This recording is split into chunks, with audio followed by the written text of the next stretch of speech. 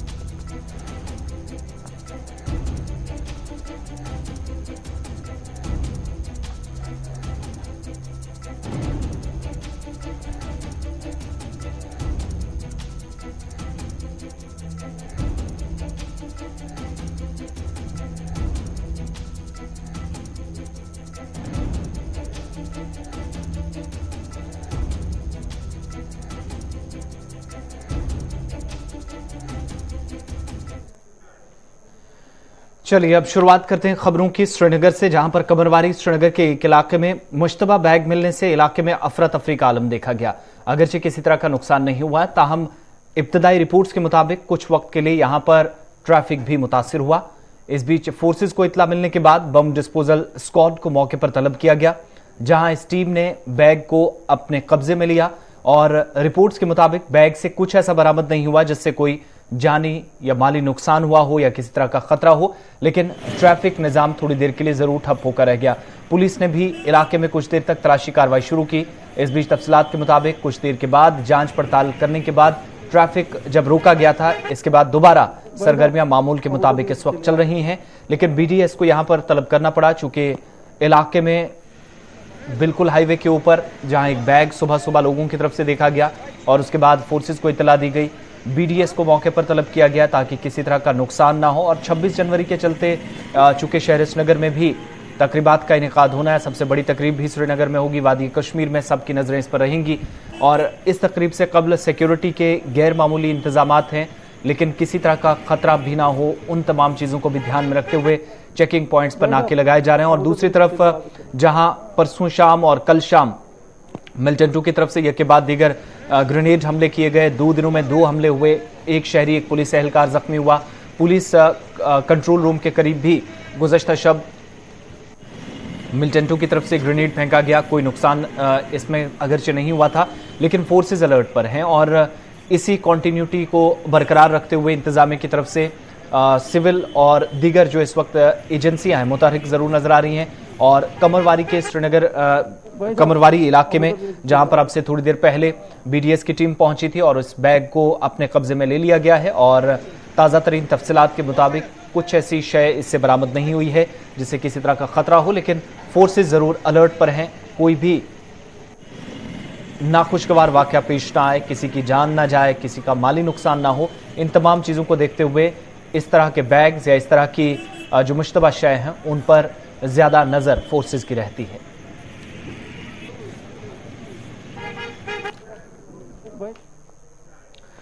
जम्मू कश्मीर यानी मरकज के ज़ेर इंतजाम इलाके में तकरीबन 2000 स्कूलों की इमारतें लावारिस पाई गई हैं, क्योंकि ये बुनियादी तौर पर सियासतदानों की मुदाखलत पर 2 मरकजी स्पॉन्सरशुदा स्कीमों के तहत मंजूर कराई गई थी। और बताया ये जाता है कि तकरीबन 2000 स्कूलों की इमारतें लावारिस उस वक्त पाई गई जब सियासतदानों की मुदाखलत से ये इमारतें तामीर हुई थी और जिस मकसद के लिए बनाई जानी चाहिए थी यानी तालीमी निज़ाम बेहतर हो, उसके लिए ये सही इस्तेमाल नहीं हुई। और बताया ये भी जाता है कि मरकजी स्कीमों के तहत भारी फंड्स मुसलसल दिए जाते रहे, इस्तेमाल हुए, लेकिन उनका गलत इस्तेमाल हुआ और ये सीधे तौर पर जम्मू कश्मीर इंतजामिया की कारकर्दगी पर, इंतजामिया की कामकाज पर सवाल उठाता है। 2000 स्कूल की इमारतें लावारिस पाए जाना या इस तरह के इकदामात जहां पर इंतजामिया सवालों के घेरे में हो और सियासतदानों की मुदाखलत से तामीरें बनी थी। और इस बीच जो खबर है कि भारी फंड्स का गलत इस्तेमाल का भी पता चला है। एग्जीक्यूटिव एडिटर इशफाक गौहर हमारे साथ इसी खबर पे हैं। इशफाक, जम्मू कश्मीर में 2000 के करीब स्कूल के लिए जो या तालीमी निज़ाम को बेहतर बनाने के लिए इमारतें थी, अगर वो लावारिस पाई जाती हैं, क्या मतलब इसका समझा जाए कि पूरी तरीके से महकमा तालीम हो या आला हुकाम हो, उनका इस्तेमाल सही तरीके से नहीं कर सकी है और यही वजह है कि सियासी तौर भी मुदाखलत होती रही इन मामलात में? देखिए 100% तो इसमें सियासी मुदाखलती हुई है इन स्कूलों को बनाने के हवाले से, और यही वजह है कि जहां पर जरूरत ही नहीं थी वहां पर इन स्कूलों को बनाया गया और फिर बाद में इन्हें यूज भी नहीं किया गया, क्योंकि हमें भी पता है कि सरकारी स्कूलों में रोल कितना होता है और टीचर्स कितने होते हैं, और जिस तरीके से वोट बैंक पॉलिटिक्स को सेटिस्फाई करने के लिए और अपना वोट बैंक खिसके ना और अपने लोगों को अपने साथ रखा जाए, तो इस तरीके की बिल्डिंगें बनाने की बातें जो है वो कही गई है। ये पहला मौका नहीं है जब इस तरीके से बात सामने आई हो। इससे पहले भी मुझे याद है आज से तकरीबन 4-5 साल पहले इस तरीके की बातें आ रही थी कि इस बार अब ऐसा ना हो, एग्जाम सिस्टम बनाया जाए जहां पर जरूरत है वहीं पर स्कूल बिल्डिंग होनी चाहिए। कुछ देर के लिए उस पर काम भी हुआ था, लेकिन at the end of the day वो पूरा ऑर्डर जो है वो चल नहीं पाया। लेकिन आज के दिन जब ह्यूमन रिसोर्स को चेक किया जा रहा है, खंगाला जा रहा है, एसेट्स को खंगाला जा रहा है, तो पता लग रहा है कि 2000 के करीब ऐसी बिल्डिंग्स स्कूल की बनी है आज के दिन किसी काम की नहीं है, इन्हें वहां पर उन बिल्डिंगों की जरूरत ही नहीं है। और यही वजह है कि अब इंतजामिया चाहती है या तो वहां पर पटवार खाने खुले या गिरदावर साहब वहां बैठे या आंगनवाड़ी सेंटर्स वहां पर बनाया जाए ताकि उनको सरकारी बिल्डिंग को यूज किया जाए। तो ये सारा सेंट्रल स्पॉन्सर्ड है। मसला ये भी है कि सेंट्रल स्पॉन्सर्ड स्कीम में आपका कहीं पर 100% दिल्ली से पैसा आता है, कहीं पर 90:10 में आपके पास पैसा आता है।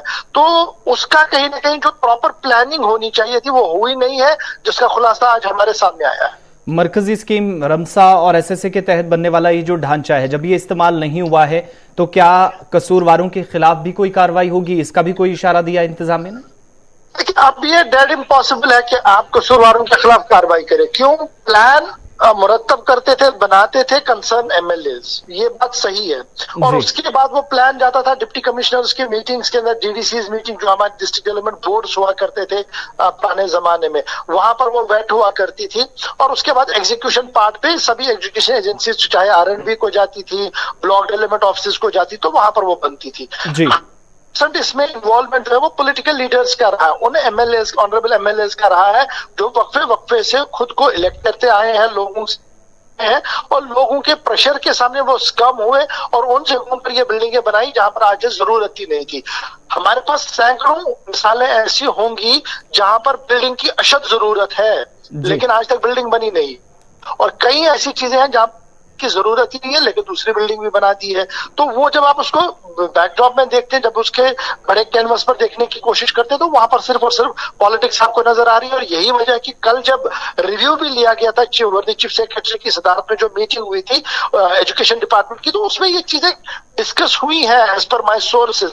और इन चीजों का बड़ा स्ट्रांग नोटिस जो है वो सरकार ने भी लिया है कि आइंदा ऐसा ना हो, एक हिकमत अमली खींचने की कोशिश की गई है। और अब ये एसेट जो सरकारी एसेट है उसको कैसे रीयूज किया जाए और जहां जरूरत है तो अभी जो है वो देखा जा रहा है। बहुत बहुत शुक्रिया तफसीलात फराहम करने के लिए। एग्जीक्यूटिव एडिटर इशफाक गौहर हमारे साथ थे। तो मरकजी स्कीमों के तहत भारी फंड्स का गलत इस्तेमाल जम्मू कश्मीर में हुआ है। 2000 के करीब इमारतें जो कि तैयार हैं बनकर इस्तेमाल नहीं की गई, और सरकार की तरफ से 2 स्कीमें यानी एसएसए जो सरकार का अभियान था और राष्ट्रीय माध्यमिक शिक्षा अभियान यानी रमसा, इन दोनों के तहत ये इमारतें मुख्तलिफ अजला में बनाई गई, लेकिन फंड्स का गलत इस्तेमाल अब हुआ है या अब इसका दावा या खुलासा किया जा रहा है, जब साबिका हुकूमत में साल 2015 और 16 के बाद भी काफ़ी पेशरफ्त इस तरह की इमारतों में इस निज़ाम में होने की ज़रूर बातें कही गई थी, लेकिन अब आहिस्ता आहिस्ता खुलासा हो रहा और सरकार का अब अगला प्लान है कि इन सभी स्कूल के लिए बनाई गई इमारतें या जो तालीमी निज़ाम के लिए इमारतें बनाई गई थी, तालीमी सरगर्मियाँ यहाँ पर चलनी थी, जब इस्तेमाल में नहीं हुई,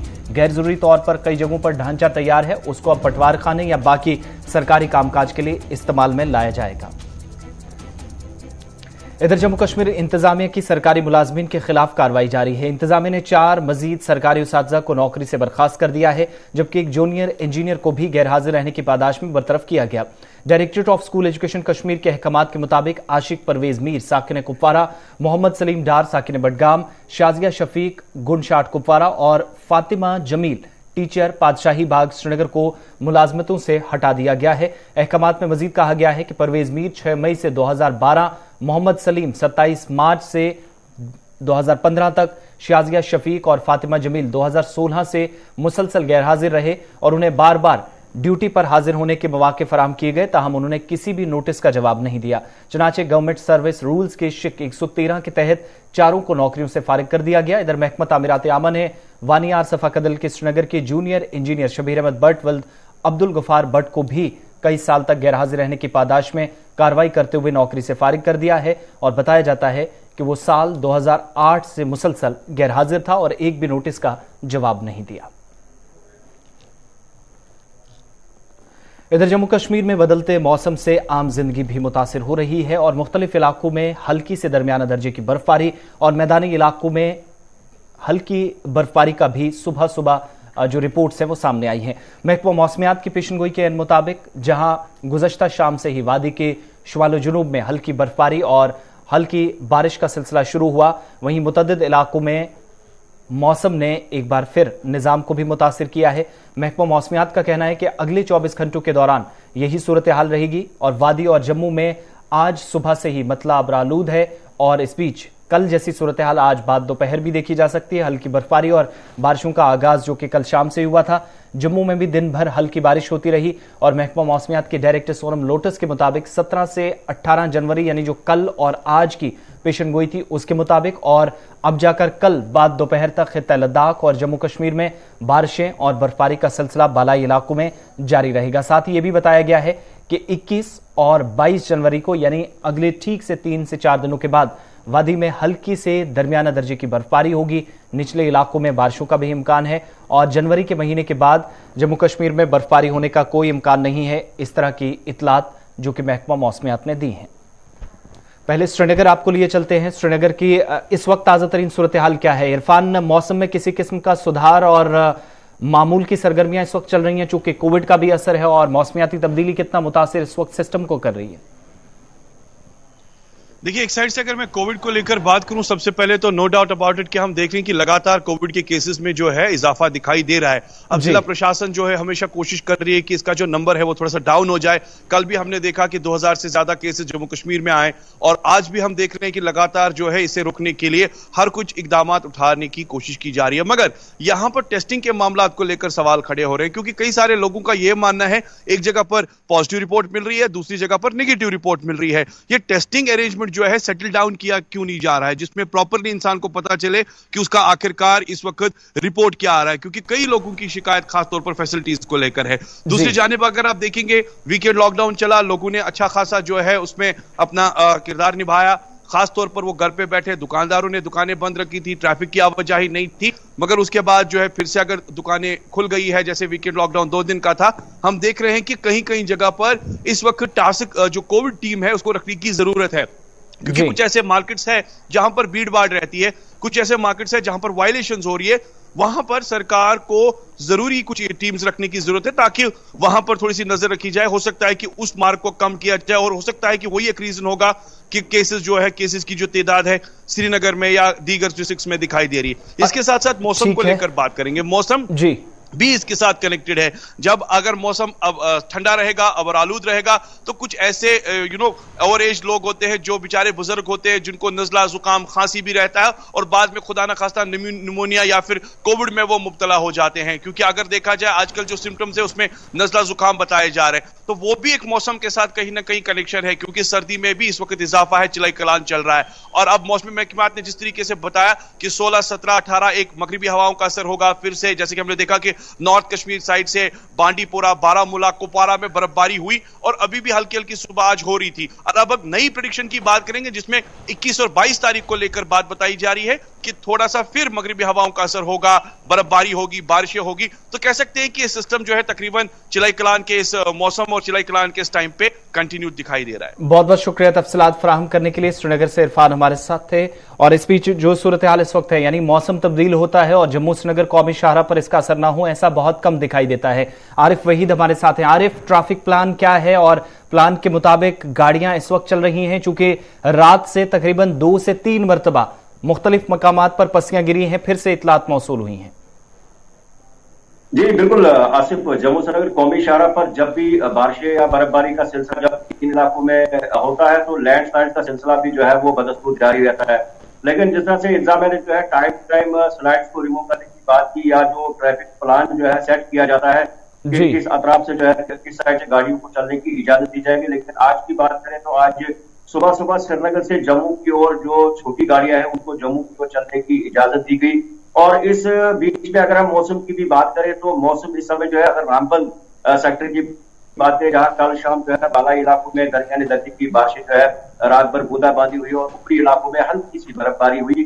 तो कहीं ना कहीं अगर इस वक्त की बात करें, इस वक्त धूप थोड़ी सी जरूर यहाँ पे खिली हुई है, लेकिन ट्रैफिक के हिसाब से अगर बात करें तो श्रीनगर से जम्मू की ओर जो छोटी गाड़ियां हैं वो चलती हुई नजर आ रही है। इस तरह से अगर मौसमियात की माने तो आने वाले समय में मजीद मौसम में जो है तब्दीली हो सकती है, लेकिन फिलहाल इस समय की बात करें तो इस समय जम्मू श्रीनगर कौमी शाहरा में ट्रैफिक रवा दवा है। तो बड़ी गाड़ियां जो हैं ये 3 से 4 दिन हो गए इंतजार कर रही हैं, वो इंतजार खत्म होगा या नहीं, क्या कुछ है ट्रैफिक हुकाम का मानना है इसमें?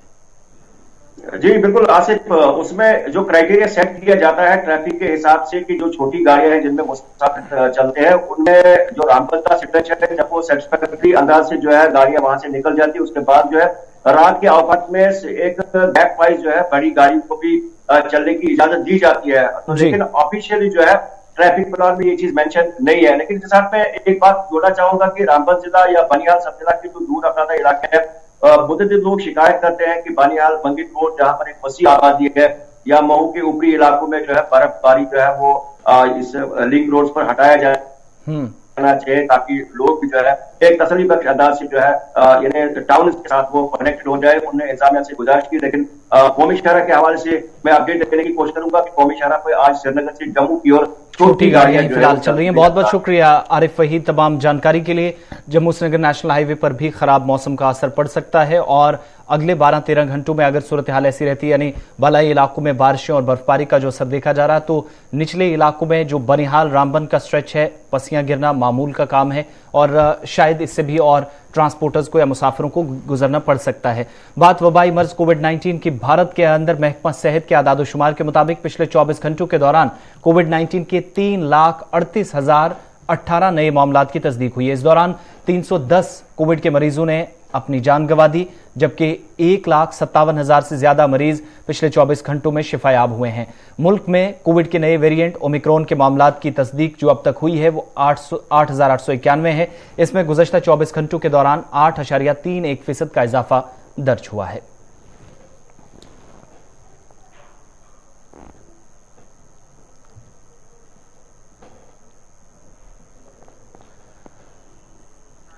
इधर वज़ीर-ए-आज़म नरेंद्र मोदी ने डिजिटल टेक्नोलॉजी के मैदान में भारत की तरक्की का जिक्र करते हुए कहा कि हिंदुस्तान के पास आज दुनिया का सबसे बड़ा, महफूज और कामयाब डिजिटल प्लेटफॉर्म है।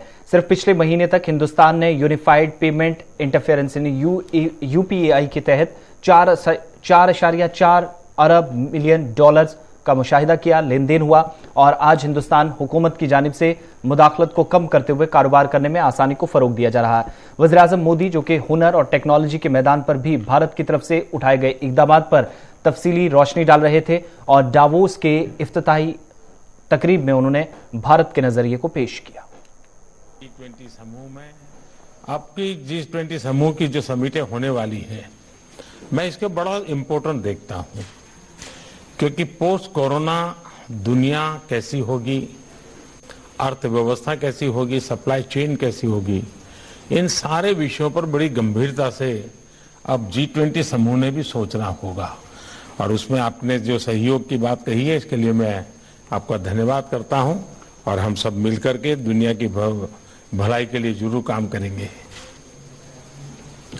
आपको मालूम होगा हमने पिछले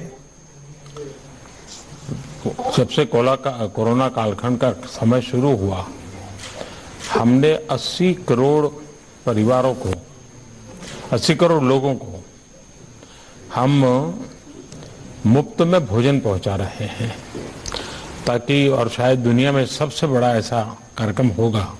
और हमारी कोशिश यही है कि इस संकट के कालखंड में गरीब से गरीब की चिंता सबसे पहले हो। मुल्क में कोरोना वायरस से पैदाशुदा सूरत-ए-हाल के बाद हुकूमती इक़दामात पर डावोस के इस इफ्तिताही इजलास में वज़ीर-ए-आज़म खिताब कर रहे थे और वर्ल्ड इकोनॉमिक फोरम के स्टेज से G20 मालिक को एक साथ आकर मौजूदा चैलेंजेस से निपटने पर उन्होंने जोर दिया। इधर जम्मू कश्मीर में भी कोविड-19 का असर काफी ज्यादा देखा जा रहा और 2827 नए मुस्बत केसेस की तस्दीक पिछले 24 घंटों में हुई है। 1093 कश्मीर सूबे से, जहां पर 1700 से ज्यादा केसेस आए। वहीं जम्मू में भी 1093 केसेस की तस्दीक हुई। वहीं जम्मू कश्मीर में मुस्बत केसेस की मजमूई तादाद 3,62,000 से ज्यादा हो गई है। जम्मू सूबे से मजीद 5 मरीजों ने पिछले 24 घंटों में आखिरी सांस ली और 777 मरीज इस कोविड-19 की खतरनाक बीमारी को मात देकर शिफायाब हुए। मुख्तलिफ अस्पतालों से इन लोगों को डिस्चार्ज किया गया, जिनमें 492 जम्मू से और 285 कश्मीर सूबे से हैं। कोविड वैक्सीनेशन के बारे में बुलेटिन में बताया गया है कि गुज़श्ता 24 घंटों में कोविड वैक्सीन के 55,600 से ज्यादा खुराकें दी गई हैं, जिससे मजमूई तादाद में इजाफा हुआ है और जम्मू कश्मीर में अब तक 1 करोड़ से ज्यादा लोगों को कोविड के दोनों वैक्सीन दी जा चुकी हैं।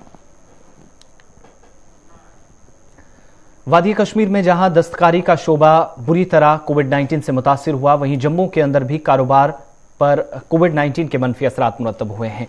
जम्मू की तारीखी हरी मार्केट में भी इस वक्त ताजिर मायूस चेहरों के साथ नजर आ रहे हैं, जिनके मुताबिक तमाम तर इकदाम के बावजूद भी कारोबार आहिस्ता आहिस्ता पर पटरी पर लौटना शुरू हुआ था। ताहम एक बार फिर कोविड के वबाई मर्ज ने उनके कामकाज को मुतासिर किया है और हुकूमत से अब माली ताउन की भी अपील की जा रही है।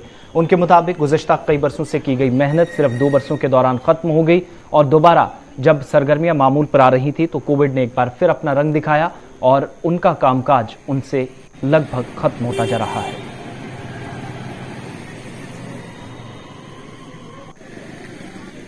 हम यहाँ पे आए हैं स्नोफॉल देखने, पहली बार आए हैं, बड़ा अच्छा लगा।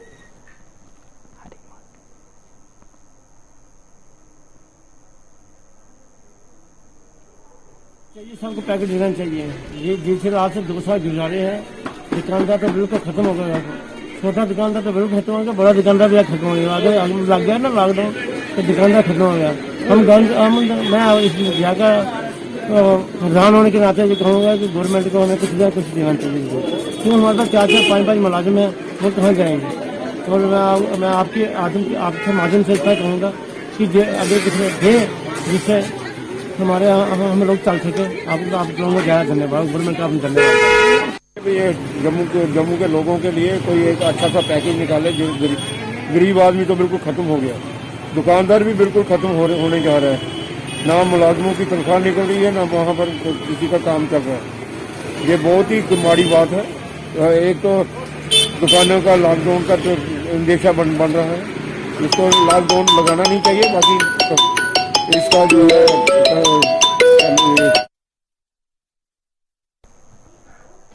जम्मू शहर में म्युनिसिपल कॉरपोरेशन के हुदूद में आने वाली सड़कों की हालत खस्ता होने से अवाम में नाराजगी है।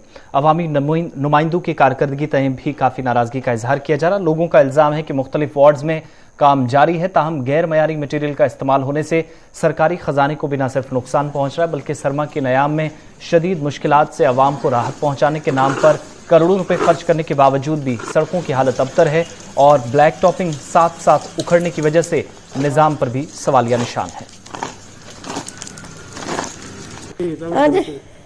रोड जड़ी लोग जिथे जिथे पाई दी सारिया इलियां पे दी छड़े बट्टे लभा दे लोग किते लभा दी नहीं है। ठीक है नी, तो ये सारे जिथे जिथे खड्डे पे वो भी नहीं भरे देने, फॉर्मेलिटी पूरी की दी बस।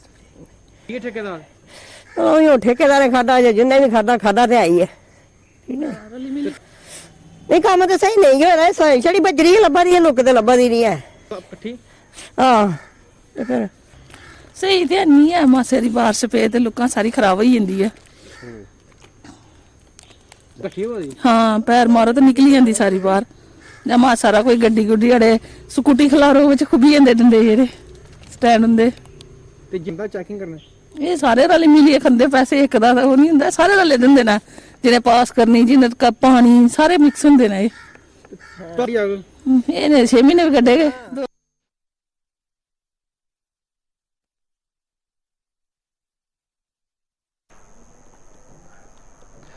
मुत्तहिदा अरब अमारात के दारुल हुकूमत अबू ज़हबी में आग लगने के 2 वाक़यात में 3 अफराद हलाक और 6 जख्मी हो गए हैं, जबकि यमन के हौसी बागियों ने दावा किया है कि उसने ड्रोन के जरिए हमला किया जिससे ये तबाही हुई। अमाराती पुलिस के मुताबिक अबू ज़हबी में मुसफ़ा के और इसके आसपास के इलाकों में जहां पर स्टोरेज एरिया में 3 फ्यूल टैंकर्स में आग लगी, जबकि अबुज़हबी इंटरनेशनल एयरपोर्ट के नए तामीराती एरिया में भी एक मकाम पर आग लगने का वाकया पेश आया और इन दोनों मकामात पर लगी आग पर काबू पा लिया गया है। पुलिस का कहना है कि इब्तदाई तहकीकात के मुताबिक ड्रोन्स की वजह से इन दोनों मकामात पर आग लगी। ये ड्रोन्स इस इलाके में गिरे, जिसके बाद आग लगी और मीडिया रिपोर्ट्स के मुताबिक मुसफ्फा के मकाम पर 3 फ्यूल टैंकर्स फटने से 3 अफराद हलाक हुए हैं, 6 लोग जख्मी हुए हैं और इस एरिया में आग लगने से 2 भारत के शहरी और एक पाकिस्तानी की मौत हुई है और इब्तदाई रिपोर्ट्स के मुताबिक इन शहरियों के जसद को वापस भारत और पाकिस्तान आज रवाना कर दिया जाएगा।